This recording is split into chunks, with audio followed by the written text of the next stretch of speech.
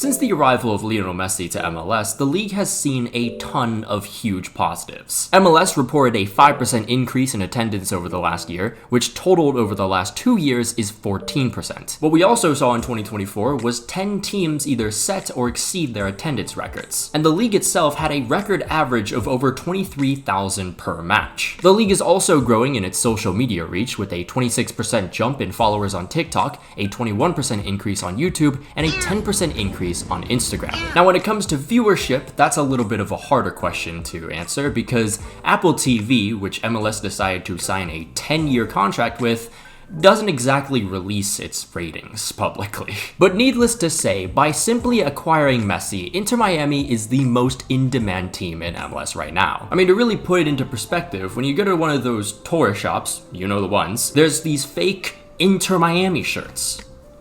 Like, they have Messi on the back, but still, it's an Inter Miami shirt. And because of this surge in popularity and attention, the league and its clubs have been showing their true colors. But to be honest, they've never really been that good at hiding them. Ticket prices for Inter Miami games have been increasing a ton, which is just only natural. But they have also been significantly increasing for every team's home game versus Messi's team. Take my Charlotte FC for example, a franchise infamous for constantly raising its ticket prices despite growing attendance issues. Right now for their game versus Philadelphia, the lowest prices range around 50 to 60. This match isn't until October, by the way. Now here's when Miami comes to town. Minimum is $183, and this game isn't until September.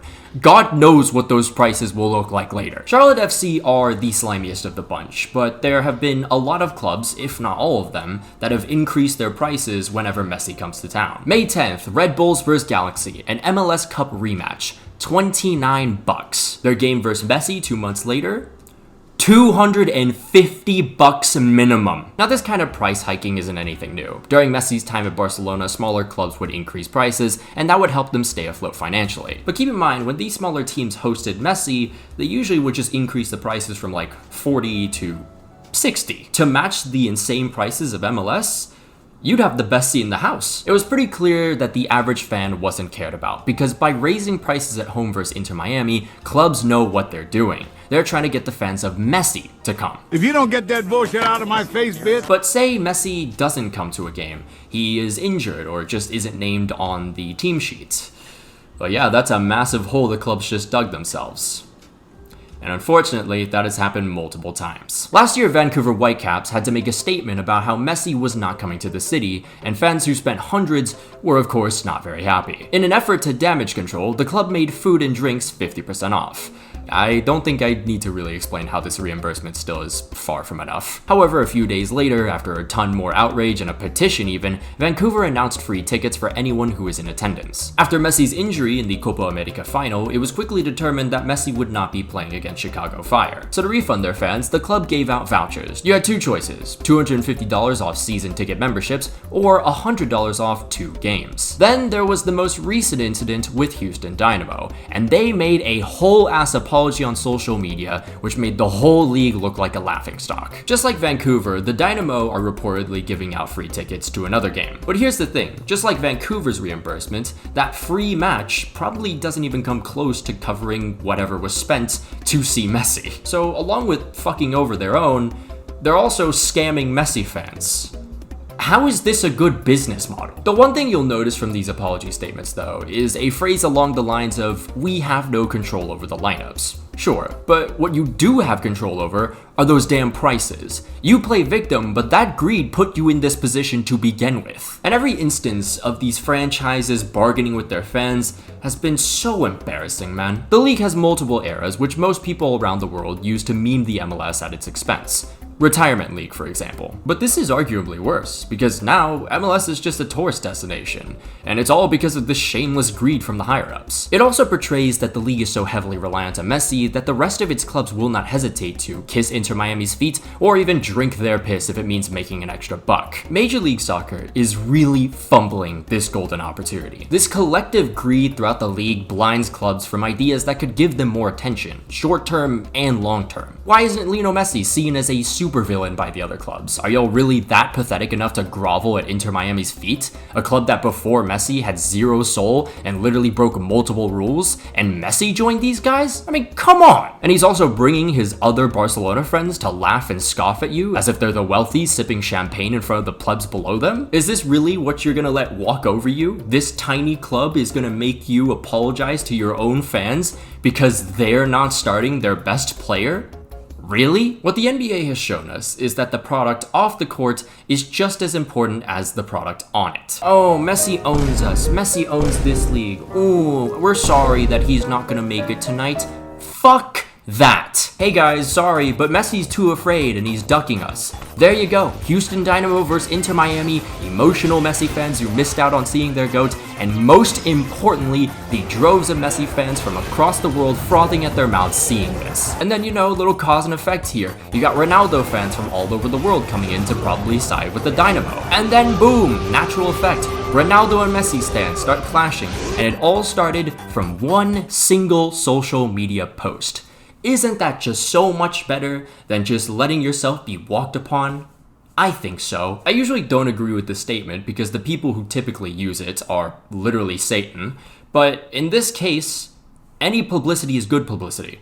But going back to the core problem, if this league wants to maximize the potential of having Messi in the States, they need to stop all the bullshit they're doing in the name of greed right now. Because if this shit keeps up, yeah, your league is gonna grow. I mean, this is the opposite of Arcade by Duncan Lawrence. You are in the most winningest of games here. The sport overall is growing amongst the younger generation, and also, Messi is here. However, when Messi leaves, all you got left are 29 other teams that for years pathetically submitted to Inter Miami. And who the fuck would want to watch the league after that? Especially when there's way better options elsewhere. Another thing also, as Liga has shown us, it is not a good idea to have your entire marketing strategy revolve around one player. We are already aware that Messi is the best. Tell us the stories and qualities of the other guys who are in the league. Let us know more about the other characters, that way if Messi was to leave tomorrow, we at least still have some kind of connection to the game maybe. Like for example, taking a page out of IndyCar's recent commercials, they've applied a humorous twist to get people to know the drivers in the series, which I think is very effective for getting new viewers. And I don't care if I can learn more about the other players on Apple TV. Show me without making me throw 99 bucks out of my pocket.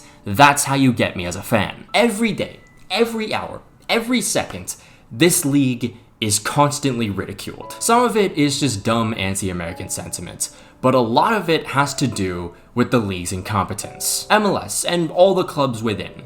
If you want to be treated like a serious league, act like one. The whole point of Messi coming to MLS is not just to get an increase in viewership. It's to transform this league. David Beckham all those years back had people across the country looking at the sport in a different light. His superstardom was a gift to the growth of football in the United States. And now the league has something even better.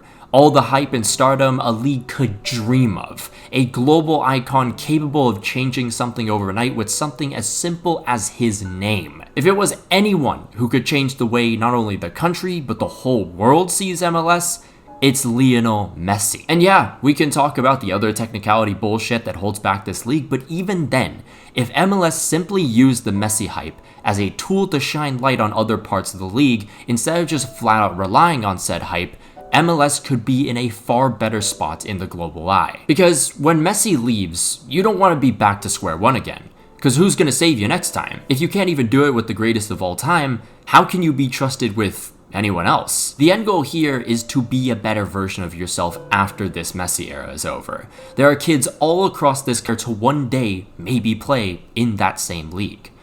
I don't know. Maybe I'm being too idealistic here. I feel like a lot of us feared that MLS was going to kind of fumble Lionel Messi, at least like to a certain extent. I didn't think it would be this bad, but yeah, this one apology letter created this entire video. But what do you guys think? Is MLS doing a good job with Lionel Messi, or are they not? Let me know in the comments below. Of course, though, a massive shout out to all our members, including Janos Barash, Lai Dice, Luke RBB, Araisan, Brazilian Fury, Jeremiah Owusu Ajimang, Django, Anazir Makalongkong, Alex Rod, Ulta, Miguel Munoz, Return Fire, Rory Burns, Slatterkid, Takuoka Fan, The Cypriot 35, Not Windows 95 Man, Kentra Agatra, Saint Terrence, Sylvia Citrus, Wise Orange, Rashford Enthusiast, Cocosaurus Rex, Samu, Cheesebait, Winter Gel, M4 Does Stuff, Finn Likes Rugby More, Davox, The Portergeyser, TPSK25, Polar Protos, Von Fan, Lucian Von Kreuz, Gezeger Sprecher Kivix, Mono Tango Fei, A Ghostly Owl, Coney Wolves, Leakstab, Mutanai, Sketchy Card, KM89, Apollo, Congo Jazz 1, German Sayu 7, Thrilling ADT 13, Los Milos, The FedEx Dude, Freya, Vecino, Jamie Vardy's 10th Red Bull, Mad for Ama Diallo, Adiel, Falfin Nuki, Nightwalker, Napside, Kev C, Dominic Griffin, Kyler Kress, Mohammed Al Tanib, Nish, Patrick Barley, Rashford God 5, Raspberry Ale, and Unbroken Persona. If you'd like to become a member on the channel, there'll be a link down below and up in the annotations. You can follow my Twitter if you want, follow my Instagram if you like, follow my Twitch, we'll be doing some streams there, but until then, I'll see you guys.